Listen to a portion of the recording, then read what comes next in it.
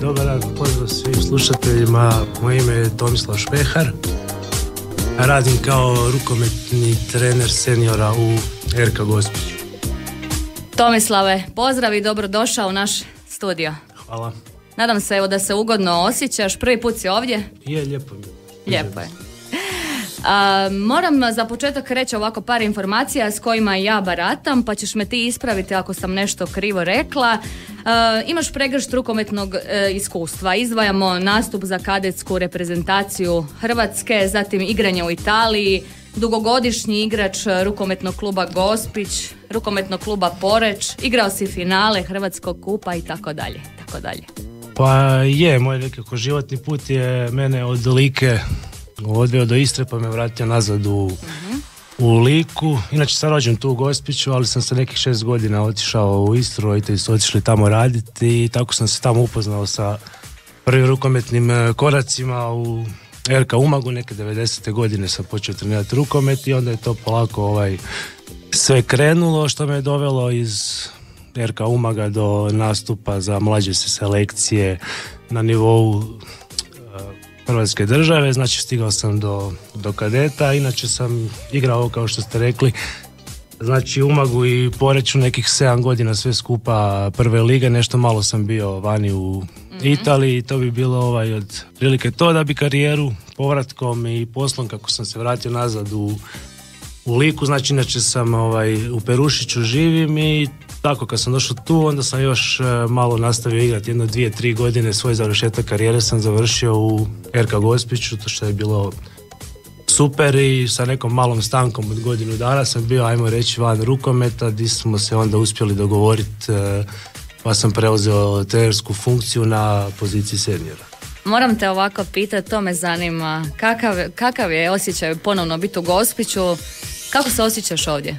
Pa ja se osjećam super, jer ja sam uvijek, kad su me pitali od kud sam, uvijek sam govorio iz Perušića ili iz Saborskog, tada sam i Jesu znali ljudi gdje je Perušić ili si morao posebno objašnjavati? Pa ja sam se potrudio da im objasnim, s vremenom su shvatili gdje je to, tako da je meni ovdje super. Ja sam uvijek nekako težio da se vratim ovdje i evo, igrom slučaja sam dobio posao i uz to sam dobio drugi posao koji nisam mogao ni zamisliti, ajmo reći da ću uspjeti nastaviti raditi u tome kao trener, i to mi je sad super. Zapravo ugodno s korisnim jednu ruku. Da, super, ispalo je baš. Evo, s tvoje pozicije kao bivši igrač, danas trener, reci nam tu neku razliku.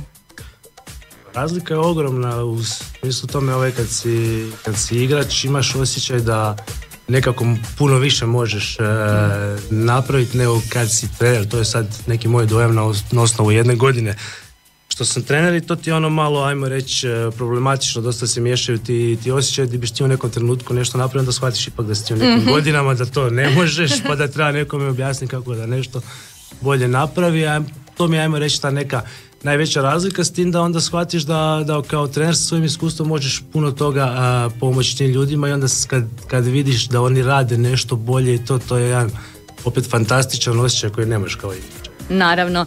Koji su prvi dojmovi o ekipi kad si došao i danas već kad imate neko iskustvo zajedno u treniranju? Moji prvi dojmovi općenito su bili tu. Ja sam počeo kao igrač, ja sam igrao tu 3 godine, manje više sam te dečke znao i ja sam se tu osjećao fantastično i za to vrijeme dok sam igrao, tako da, ajmo reći, kad sam došao na tu trenersku poziciju, bio sam upoznat gdje dolazim i to, i iz tog razloga sam i pristao, jer sam prepoznao da je tu jedna zdrava sredina po pitanju rukometa, iz razloga što RK Gospić momentalno ima posložene praktički sve selekcije od najmlađih, znači kikača, ajmo ih nazvati, pa praktički do kadeta. Iduće godine i juniora, imamo tu seniorsku ekipu, i to je stvarno, možemo reći, i dosta rijetko po nekim mjestima da je to sve posloženo, tako da treba stvarno skinuti kapu svim tim trenerima što rade sa mlađim selekcijama, također upravi kluba, jer oni odrađuju jedan ogroman posao, i na kraju krajeva roditeljima i djeci koji to prepoznaju i koji se odazivaju u sve većem broju.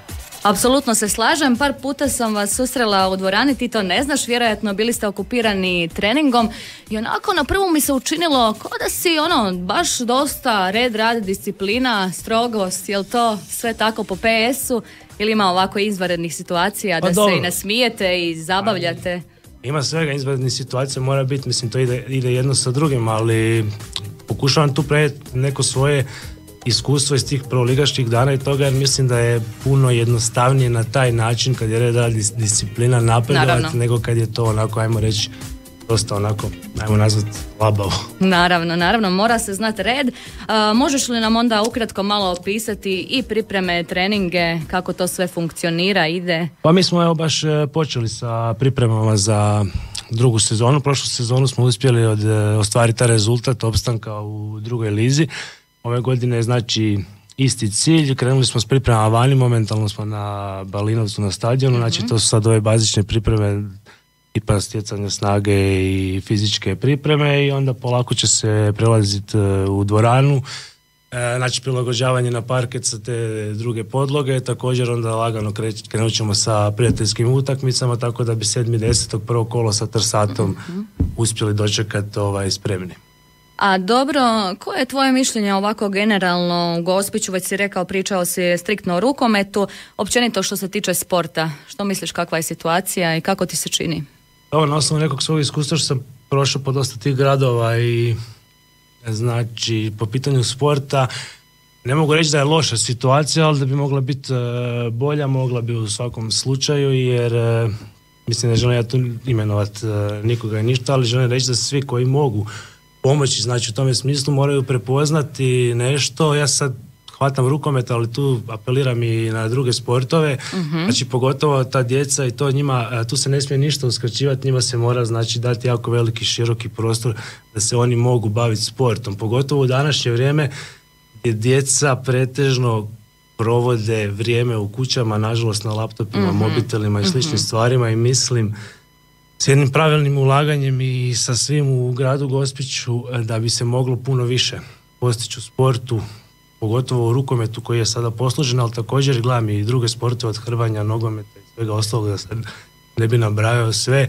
Ima tu puno prostora, samo to treba još bolje pogurati. Tako je, slažem se, ali čini mi se nekako da ipak dosta djece trenira bilo koji sport, sad bio to rukomet, nogomet, onako klinci su ponovno zainteresirani, to je dobra stvar. To je odlična stvar i tu stvar sada treba pogurati, znači treba im dati uvjete, treba konkretno recimo u rukometu, on je pogotovo grad Gospić i Ličko-senjska županija po mome osobnom mišljenju mora imati jednog stabilnog prvoligaša, jer to nisu velika ulaganja, ljudi se varaju, rukomet je dosta jeftin sport i možete imati stabilnog prvoligaša, to bi puno značilo toj djeci, jer jedno je gledati uzor na televiziji, drugo je gledati uzor u vlastitoj dvorani, tako i u drugim sportovima. Naravno. Što se tiče planova, ciljevi za narednu sezonu, za budućnost, otkrij nam nešto. Pa gledajte, ciljevi za narednu sezonu su dosta slični i za prošlu sezonu. Ja moram spomenuti da je naša ekipa praktički ostala ista, s tim da smo oslabljeni odlaskom jednog igrača.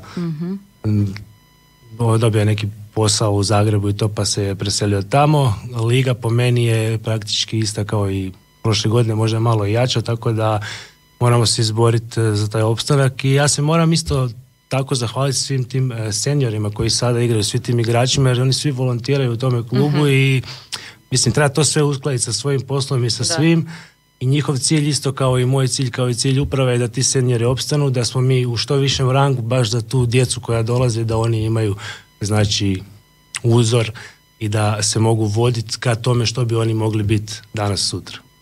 A reci mi, slažeš se s igračima, s ostalim trenerima, situacija sve pet? Situacija u klubu je fantastična, ja kažem, mi radimo, surađujemo, svi smo tu skupa, svi smo to jedno tijelo i to jedino tako može funkcionirati. Ja kažem, to je zdrava sredina koju samo treba gurati naprijed.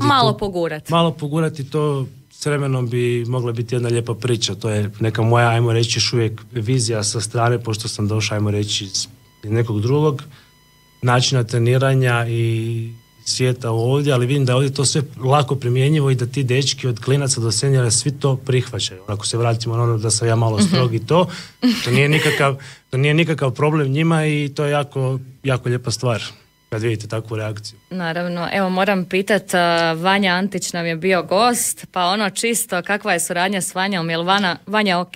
Pa sa Vanjom je fantastična situacija, između ostaloga on igra za seniore, on je fizički spreman, Po pitanju toga uz to odrađuje znači sa djecom, sad momentalno imamo suradnju prelaska kadeta u seniore gdje popunjavamo prvu ekipu, tako da je to sve. Sve super, sve 5. Baš mi je drago da si mi bio gost. Želim ti puno uspjeha, ne samo tebi, nego i tvojoj ekipi, da se što bolje osjećaš u Gospiću. Evo, za kraj jedna ovako zanimljivost, jel stigneš onako kad izaći malo proći po Gospiću? Ili... Kako ne, pa dečki me provedu svako toliko da vidim gdje. Sigurno sam ja da su oni sve pokakali, birceve nema malo. Greška, ali s tim da sam ja i izlazio tu možda prije nego oni, jer ja koliko god da sam živio u Istri, ja sam vrlo rado sve svoje ljetne praznike provodio ovdje, a imam i svoju ekipu s kojom sam ja onda obišao možda to prije. To baš super. Baš je zapravo rijetko čut da se netko vrati u Liku. Samo čuješ negativne stvari, ljudi se sele iz Like. Ti si se vratio, to je baš lijepo čut. Pa lijepo je čut, meni je familija kompletna u Umagu, 2 brata, sestra i roditelji. Ja sam se prvi vratio, nadam se da ću povući još nekog da mi bude lakše. To ti je kao onako plan za budućnost. Pa zašto ne? Da, zašto ne? Tomislave, nešto za kraj da li možeš poručiti svim našim slušateljima, možda ne znam, igračima koji se žele baviti rukometom, nisu imali priliku do sad? Ajmo reći da ja bi poslao jednu poruku djeci da gledaju na taj sport na način da se uključe u sport, jer to je sigurno nešto što će im ostati za cijeli život. To je neko iskustvo i neka vrsta odgoja koje će puno toga naučiti i po meni će puno lakše poslije, bez obzira bavili se sportom ili nečim drugim, ići lakše. Evo, čuli ste, nadam se da ćete uvažiti ovu poruku. Tomislave, tebi puno hvala što si bio gost, što si izdvojio vremena, došao u naš studio i naravno dođe nam opet. Hvala vama na pozivu.